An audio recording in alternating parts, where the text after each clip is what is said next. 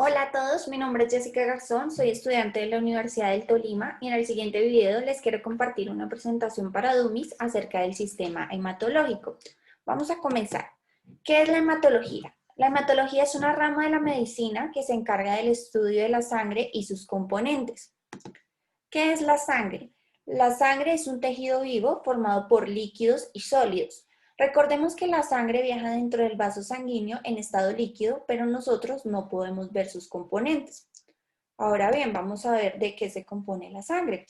La sangre está conformada por una parte sólida y una parte líquida. La parte líquida es el medio de transporte que utilizan las células para poder viajar dentro de los vasos sanguíneos. Esta parte líquida puede ser llamada suero o plasma. Como lo pueden ver aquí en la imagen, es esta parte el plasma, los glóbulos rojos, los glóbulos blancos, las plaquetas. A continuación vamos a hablar sobre el plasma.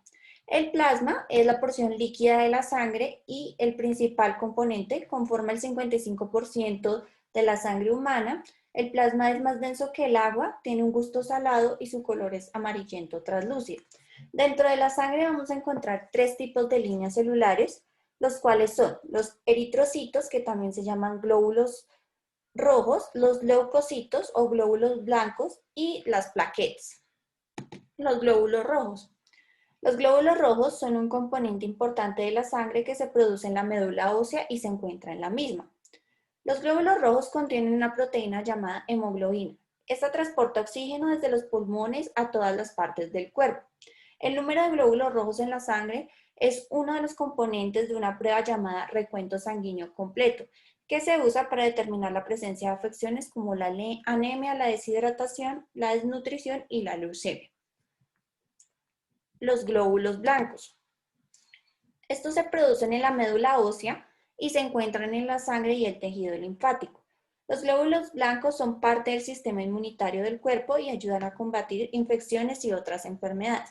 Estos son menos numerosos que los glóbulos rojos y existen varios tipos de glóbulos blancos, entre ellos los granulocitos, los neutrófilos, los eosinofilos, los basofilos, los monocitos y los linfocitos. Las plaquetas.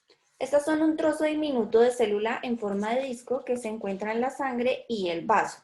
Las plaquetas son fragmentos de células muy grandes de la médula ósea que se llama megacariocitos. Estas ayudan a producir coágulos sanguíneos para hacer más lento el sangrado o frenarlo y para facilitar la cicatrización de las heridas. Hay problemas cuando la cantidad de plaquetas es insuficiente o excesiva, o las plaquetas no funcionan como deberían. Medir la cantidad de plaquetas en la sangre a veces ayuda a diagnosticar ciertas enfermedades o trastornos. Ahora vamos a hablar sobre el proceso de la hematopoiesis. La hematopoiesis es un proceso a través del cual se producen los elementos formes de la sangre. ¿Cuáles son estos elementos formes? Los glóbulos rojos, los glóbulos blancos y las plaquetas. Es decir, que la hematopoiesis es la responsable de producción de células sanguíneas. Existe tejido hematopoyético en el vaso, en los ganglios linfáticos, en el timo y fundamentalmente en la médula ósea roja, la cual es el centro hematopoyético más importante del organismo. La médula ósea roja la podemos encontrar principalmente en huesos planos, como el esternón, los huesos de la pelvis, también en las escápulas, incluso en los huesos largos, como se puede ver aquí en la imagen. Esta parte roja del hueso es la médula ósea. Las funciones de la sangre. Vamos a ver que son tres principales, que son transporte, protección y regulación. El transporte. La sangre transporta sustancias como gases, oxígeno y dióxido de carbono entre los pulmones y el resto del cuerpo. También transporta nutrientes del tracto digestivo y sitios de almacenamiento al resto del cuerpo. Y productos de desecho para ser desintoxicados o eliminados por el hígado y los riñones. La protección. Mediante el sistema de coagulación evita la extravasación y las consecuencias de la pérdida masiva de sangre. También se encarga de la protección del organismo a través de las células del sistema inmune. Y en regulación, la sangre ayuda a regular el pH al interactuar con ácidos y bases. Y también regula la temperatura corporal mediante la absorción y la difusión del calor. Ahora vamos a hablar sobre los grupos sanguíneos. Los grupos sanguíneos son una clasificación de la sangre de acuerdo con las características presentes en la superficie de los glóbulos rojos y en el suero de la sangre.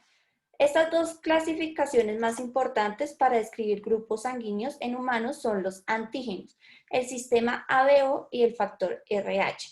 Estos grupos fueron descubiertos en 1900 por el doctor Karl Landsteiner, quien un día se preguntó por qué algunas personas morían y otras no al realizar transfusiones de sangre. Como todos sabemos, la sangre tiene glóbulos rojos y estos a su vez pueden o no tener en su superficie tipos especiales de proteínas. Hay quienes tienen tipos de proteínas A o B, también los que tienen las dos juntas, AB, y otras que no tienen ninguno, como lo son la O. Estas proteínas son llamadas antígenos que se encargan de defender al organismo cuando se encuentra un agente extraño para lo que crean unos anticuerpos en caso de que un receptor requiera transfusión de sangre. Entonces vamos a ver, los tipo A crean anticuerpos contra los tipo B, por lo que si intentan ingresar querrán eliminarlos, como se ve en la gráfica. Los B crean anticuerpos contra los A, así que harán lo mismo. Pero ojo con esto, los O, debido a que no tienen ni A ni B, generan anticuerpos contra todos los demás. Y los O son los donantes universales. Y con esto entendemos que los AB son los receptores universales. Una mala transferencia de sangre es muy peligrosa. Como pueden ver en la imagen, las de la izquierda es sangre transferida de manera correcta y la de la derecha es sangre transferida de manera incorrecta. Como pueden ver, los glóbulos rojos están aglutinados y esto causará de manera segura la muerte. Ahora vamos a explicar el RH positivo o negativo. El RH es otro tipo de antígeno o conjunto. Si los tienes todos, eres positivo. Y si no tienes ninguno, eres negativo. Los 4 tipos de sangre pueden ser positivos o negativos, por lo que pueden hacer hasta 8 tipos de sangre. Para transfusiones, los RH positivos pueden aceptar positivos o negativos, mientras que los negativos es mejor que solo acepten negativos. Y digo que es mejor porque sí pueden aceptar positivos, pero solo pueden hacerlo una vez. Después de esto formarán anticuerpos. La importancia de los grupos sanguíneos. El grupo sanguíneo y el factor RH de la sangre son importantísimos, en particular si se va a recibir una transfusión de sangre. Estas transfusiones son necesarias en caso de accidente grave, de operación, para pacientes de cáncer. También es importante que siempre dones sangre, puede salvar muchas vidas. Bueno, con esto concluimos. Muchas gracias por su atención y hasta pronto.